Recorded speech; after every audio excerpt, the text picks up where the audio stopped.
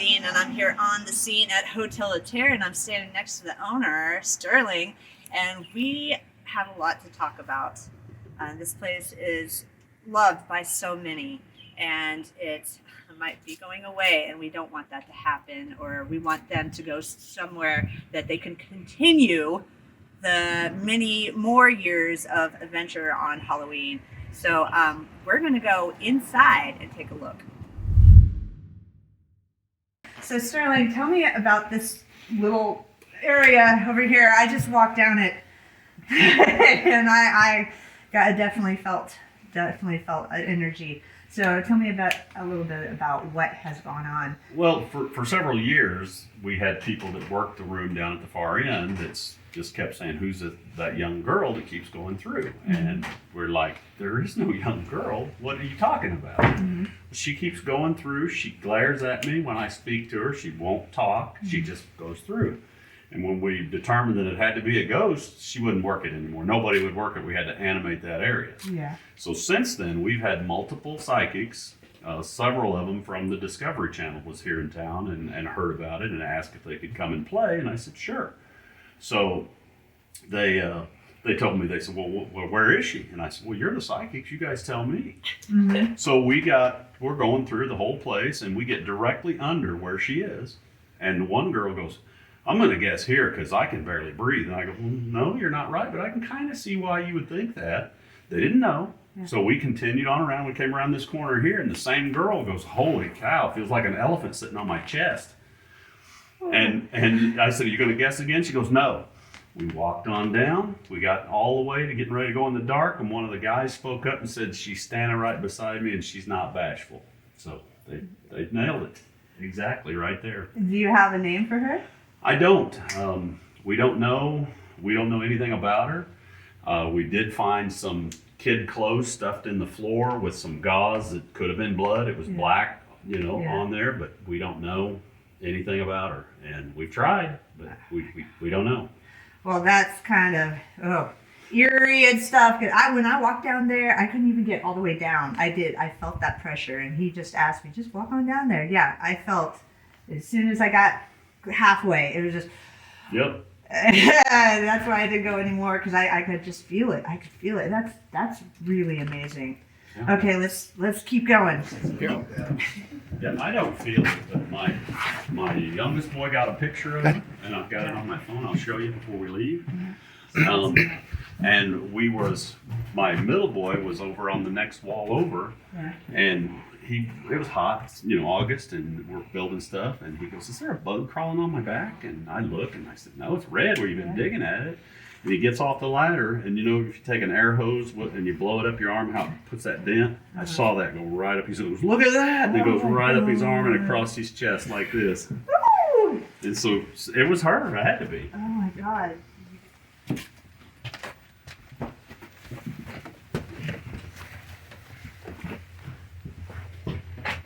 You'll probably go up there in that area, and then we'll stand in front of the gargoyle.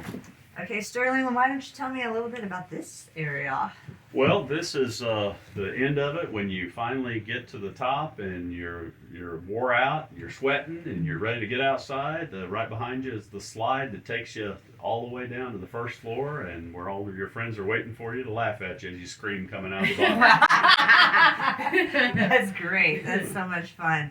So what is your gargoyle over here's name? I don't know. I guess we could call him Lucy or Lucifer, one of the two. I don't know. He's been around for a long time. I've had him for quite some time, and he fits perfect there, and his eyes kind of glow. And did you find it like at a flea market, or where did you get it? There's they have a haunt show every year. This one came out of the Chicago area haunt show, and then we do the St. Louis haunt show every year too. Oh, okay. Awesome. Okay, this is a really cool area right here. So explain what this goes on right here. Well, this is a spinning tunnel, so when you're walking through it, it feels like the bridge is moving, but the bridge does not move. It's just your peripheral vision catches this moving, and you think this is going to turn over on you. So your equilibrium is just completely. That's why we have to do the high rail, because people are like this on the side when they come through. It's very difficult. But something like this, I can't just move it. We can't move it. We'll have to cut it, tear it up, and then try to rebuild it. Man, that's a shame. Okay, let's keep going. And I don't mind moving. That's Yeah. the thing. I don't mind moving, but I do mind going out of business. Yeah. I want to be able to continue to run the Hotel of Terror. We're one of the longest running haunts in the nation. Right. We're also have been rated #1 in the whole state for the best haunted house in the state. So that's pretty hard to do as well. To reproduce all of that. Right. I mean, Yeah. the building is the haunt. The haunt is the building. It's the ambiance, the smells, the feel of this building that what makes this the Hotel of Terror, and what makes it great. Yeah, and this, like you were saying, this is one of a kind. Right. And tearing that off the wall, it might not even. Yeah, I mean. Yeah, you would have to have all new. I could fix it like this and repaint it and work it, but when you start trying to tear it off and trying to put it somewhere else, and everything that you do, any place you go, it's going to be different. It's not going to be laid out just like this building. So you can't just take this and go put it over there somewhere. Yeah, it can't work that way.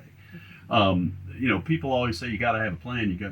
You don't just go nailing 2 boards together, but that's basically how the haunted house business works. You kind of got a little plan, but you got to start with a wall, and then you look at that, and then you go, now I need to do this, and then you add to that, and you add to this, and you continue. And that's why it's been flow. 45 years. Yeah, 45 years that I have put my entire life in. And when I was 16 years old is when we started it. I worked a room just like the rest of the workers do. I worked a room. I was scared to death. I was a 16-year-old kid, Yeah. I was more scared of them than they were of me, Right. and I had the mask on. Right. But once you start doing it, then it's a lot of fun. Yeah. And we also help a lot of kids too that have problems with communicating with people. I mean, I can tell you many stories about people that have worked for me over the years that can't even look at you, can't even speak to you. You ask them how they're doing, they just shrug their shoulders. Those are the kids that I like to try to hire because they like the camaraderie with all the other workers, and they will eventually come out of that, and then they just talk. So, and I spoke with a lady earlier today that her son is the same way. I said, well, send him up this year. I will be more than happy to give him a job and get him out of that, because you get these kids where they can communicate and talk to people, then they can go live a normal life. Yeah, you were bringing that to a lot of people's lives that maybe they wouldn't have had that outlet anywhere else. Right, and the #1 guy, I mean, he was probably 17, 18 years old. His mother called me and said, hey, can you give my son a job? I'm not going to mention his name, but would you give him a job? And I said, well, yeah. I mean, what's the deal? And he said, well, he won't talk to anybody. He sits in his room. He looks at horrible stuff, and I'm just afraid of the path he's on. And I said, well, yeah, send him up. We'll see what we can do. And brought him up here, and how's it going? He just, shrugged his shoulders, wouldn't even look at me. So I put him in a room with the loudest mouth guy I had, just talked all the time. So I put them together and let it go, for about 3 days. And I'd go by, how's it going? So I said, hey, take your mask off. Let me see. Took it off and showed him. I said, hey, this is you. This is not, you're this guy. It's not you behind this mask. You're this guy. So when you put that mask on, what would he do to these people? Would he scare them? Would he yell at them? Would he try to scare them? I mean, it's not you. It's this guy. And, he did that, put it back on. And then I started, and a couple days later, I started hearing stuff. And by the end of the year, I couldn't shut the kid up. I mean, and he lives a normal life now. He's married with kids and a normal guy. Wow. Great guy. Just because of that experience. Just because somebody took the time to, because he couldn't talk. So you put the mask on them, and it's not them, it's the mask. They're portraying the monster, so let the monster do the talking for them. Right. And then once they get to that point, then it's over. They can talk. They can talk to people. Just multiples. I mean, young girl, 2 years ago, same way. Couldn't do it. Couldn't talk. Now she works the dungeon all the time, all night long. They just fit in now. Right. They fit in. They didn't have no place to go before, and they just felt like outcasts. And we just try to make a family thing for them. And I had a guy that worked for me for years. I think 97 he came to work for me. Worked for me his entire life. He died last year during the season. And I noticed something was up with him. And I said, Glenn, you need to go to the doctor, see what's going on with you. I want to make sure you're good. And he went to the doctor, came back and says, yeah, he says, I just got arthritis. I'm okay. I said, you just need to take it easy. We'll talk about next weekend, but I think you need some more rest or you need something. Uh-huh. That next Thursday, they found him dead in his house. Oh my goodness. And he wanted to work and work and work because he loves it. That's why he wants to work. He probably didn't feel like working, but he wanted to do it because he loved doing what he did. This would be a tragedy for this to go away, because there could be programs for those autistic people, for those people that just need a place to have an outlet where nowhere else has. Right. If they're scared to talk to somebody, I mean, put the mask on, talk to them as that guy. That changed their whole character, changed their whole demeanor. Yeah. So it's very helpful to these kids for sure. There was another guy, I got an email. I mean, I've hired lots of people in the last, 45 years. So right. This guy, he emails me probably 10 years ago, and he says, hey, I just wanted to thank you for giving me a shot at the haunted house. And he says, I'll always remember you told me, to do what you want to do what you want out of life, go for everything you can get. He says, I'm living in Los Angeles right now. I've been on several commercials, and I'm an actor. And he says, it's because of you. And I didn't remember the guy. I didn't remember him. Wow. But he remembered you in the situation because you made a him. huge impact in a lot of people's lives. I mean, guys, this does not need to go away. Need to stress that it hurts that you're going through this situation. Why don't we get a little further?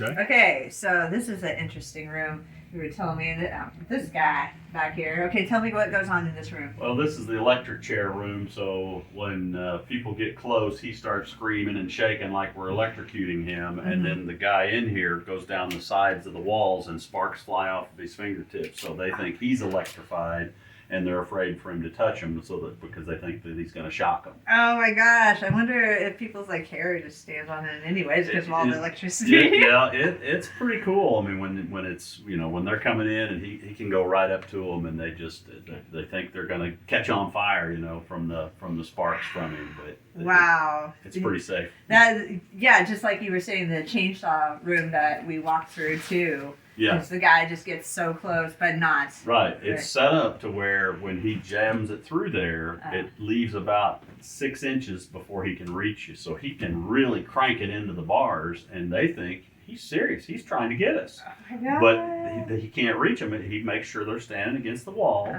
and then he jams it in there. Is the chain on the chainsaw? No. Okay. Oh, good. That's good. Yeah, I trust him, but not that much. Lose a limb or something. Yeah. We don't want that, guys. Yeah. We don't want that. Okay, we'll move on. But I mean, all of the railing, everything's the same. Everything's original, and all the trim and everything's still here. Wow, that is really awesome. Let's see. So we're on another structure that just cannot be recreated. I'm in a different area. Why don't you tell me a little bit about this? Well, this is about a 20-foot swinging bridge. So, I mean, it moves, it bounces, and it's a frame. People said, well, you can't do it without attaching it to the walls. Well, we figured out how to do it, and we did it anyway. So, to move this, you're going to have to completely disassemble it and disassemble it and move it over there and reassemble it over there. But it's almost impossible to do because, I mean, every one of these is a 2x4 with a piece of plywood in between it. So every one of these has to be remade and put back over there. So, I mean, this guy, I made him, I don't know, he's been in here for quite some time. He's a 9-foot dinosaur fish, whatever. We call him Dino. Dino. But he used to have a leg hanging out of his mouth. I guess it fell out. Somewhere down there. He chomps and growls and makes noise and moves and everything. So. Wow. Yeah. So more things that you just can't take out, it's put it somewhere else to make it feel the same. Even this ceiling, even though you probably can't really see it, it's just everything. The ambiance of the place is just an amazing thing. It's not like a car lot or a lawyer's office or something like that. You move the desk, you move the stuff, and you're good. You can go anywhere. This building or these props are built into the walls here. So, and I'll show you on the waterfall on deck. You would have to start all over. Exactly, and the slide too. I mean, there's a slide that comes all the way from the top floor. Wow. So that's how you get out. Wow. Well, let's keep moving. Okay. And what would be a part of your life? This waterfall, I mean, what Oh, how can you do God. that? I mean, it comes from way up top, There's a it drops waterfall, down guys. here, and drops down here, and drops down here, and drops here, and drops down there. So, Yeah. and every one of those are made one at a time by hand and painted one at a time by hand. Oh my They're God. all over the face. They're all, I mean, they're all over the whole thing. You can't Yeah. move that. Yeah, I can't believe that they're thinking that this can be done. Yeah, and down here, I mean, look at the floor down here. This is what we call the Skelly Brick Road. I mean, it can't be moved. It's they're made into it. Yeah, and it goes all the way around. This is really cool. Oh my God. Wow. I don't know why I didn't notice that when I was here. All hand. Whoa, look! Oh, Hey, my wait, God. is there an arm for me? Is there a right hand? Like, seriously. There's never a right Looks hand. like you're the I swear to jackpot, you. Dominique. I can never find a right hand to go with my costume. I'll have to watch for one. I'll Yeah, get you because one. it's always I'll left. get you one. I always do like something to go along with having one arm. I'll get you one. It's awesome. I'll get you one. I'll get you. I can do it. That's awesome. You know, they really have skeleton bones bigger than this that they won't show us anymore Yeah. because they're afraid that it will. Yeah, the Yeah. giant. Yeah, the Yeah. giants. Wait, what? Up to 20 feet tall. Oh, yeah, they've got them up to 20 feet tall on the bones that they won't show us anymore. They used to show you. Well, Sterling, this has been amazing. I don't want to see it go away. Nobody wants to see it go away. Let's talk about a little bit about the history. You said it's been here for 45 years. You've been working on it for 45 years since you were 16. Right. Yeah. The building was here in 1912. They Uh-huh. started it in 1912. It was 3 different hotels throughout that time. And when we showed up in 1978, there had a fire extinguisher company here and cultured marble. They made that. We rented it the first year and then decided to buy it after that. So then, that we bought it and we continued to add to it. And then this is what we've got 45 years later. Yeah, and there's all those structures. You can't move those. No. You would have to start all over again. Well, the building is the business. Mhm. It's the atmosphere. It's the whole thing. We have movies out here on the side that we do for free. Mhm. We put them out there every night that we're open, weather permitting. Mhm. We also give free popcorn to people. So it's not about the money thing. I mean, I charge $2 for a soda too. I mean, where can you get a soda for $2? You can't. Nowhere. Exactly. Yeah. So, and it's not about the money. It's Yeah. about people that being able to get out and have some fun and enjoy themselves without spending a lot of money. Not only that, you were talking about, helping those kids that would have never had any other kind of outlet. All right. If you didn't give them a place to have that outlet and put that mask on, Right. to be another person. Well, and there's several of them too that Yeah. tell me that they would be dead if it wasn't for me because I'm the one that got them off the drugs and, Yeah. and told them, look, if you want to work here, you can't be on drugs. There's no Yeah. way. You gave opportunities. This place gave opportunities, and it's so much fun for date nights and family nights, and just getting a little bit scared with things that aren't actually going to hurt you. Right.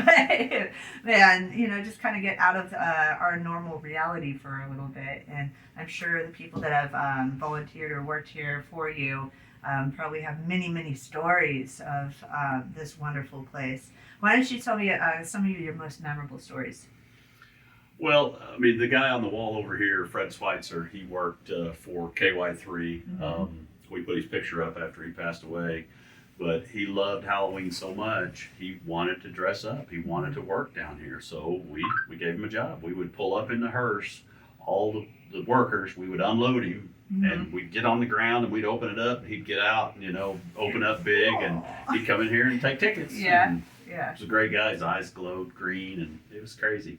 But that's a good time. And I mean, there's so many, it's just, it's crazy, the things that you see and do over the time. And, just everything. It's just, it would be a shame to lose what we have here. This is a part of history of Springfield. Exactly. I mean, from what you were saying, what it was originally built for, and now what it is now. It's kind of cool that it was hotels before, and then you turned it into a haunted hotel. That's really awesome. It's been a haunted house longer Yeah. than it's been hotels. Oh, wow. So wow. that's how long we've been here. Yeah. And I have people come from all over, Yeah. from Florida, from Texas, from Denver, Colorado. Mm-hmm. They show up here from Denver, Colorado, and say, "Hey, All you remember over. us from last year?" I said, "I'm sorry, I don't." They said, "We come every year. We're from Denver." Oh, wow. And they come just for this, and then they'll go to Bass Pro and they'll go do the other things, but they're coming in October because of us. That's what they Wow. want to do. And when people line up outside, they're not on their phones and all that. They're They're ready. communicating. They They're are communicating ready. with each Yeah. other. They're talking. They're having a great time. They're watching the movie. They're listening to the music. You know, a lot of things are happening around them. It's a good time. It's a great atmosphere. Yeah. So the city is kind of letting you do this season, and what can people do to keep it going? Well, I mean, we definitely would appreciate your support for sure. I mean, if you wanted to, email the Congress, email the council people and the mayor, that would be great. You know, tell them what you think. You know, maybe that we can do some reconsidering or something. But I still got a little fight left in me. I'm not going to roll over and take it. You know, I'm going to continue to try to keep this tradition alive. And again, I don't oppose to moving. You know, I can move because I can create new stuff over there, but what they're offering is impossible for me to do. To recreate what you've gotten Right. here, and because all the structures, you would have to rebuild it, refigure it, and Yeah, everything. It just doesn't fit everywhere. Yeah. You know, it's going to have to be completely redesigned and rebuilt from the ground up. That's a lot of work, and that's 45 years right here. We just walked we through. can't just do this overnight. You know, It's going to take some time. Yeah, so maybe you guys, when you write the people in the city, tell them to come experience this. I mean, if they've never experienced this, then maybe that is something that will change their minds, because this is a really, really cool spot, and so many people have memories. And I really hope that the city, you know, everybody that's been here before, they will gather around and they'll be here and keep on giving you love, and maybe, you know, say we'll be out here during the season, and then maybe we could get some people on camera to show how much love this place has, and don't want to make it go away. And even if it does have to go to another place, maybe the city can give you what you need to recreate it in some form. Right, and I've already told them, look, I won't take any money. I'll sign a contract now. You set me up with a turnkey operation like I am here. I don't want any money. Yeah. I just need to be able to go over there and do it without going bankrupt. Right. That's what I need to do. Right. Well, thank you again, Sterling, for showing us around.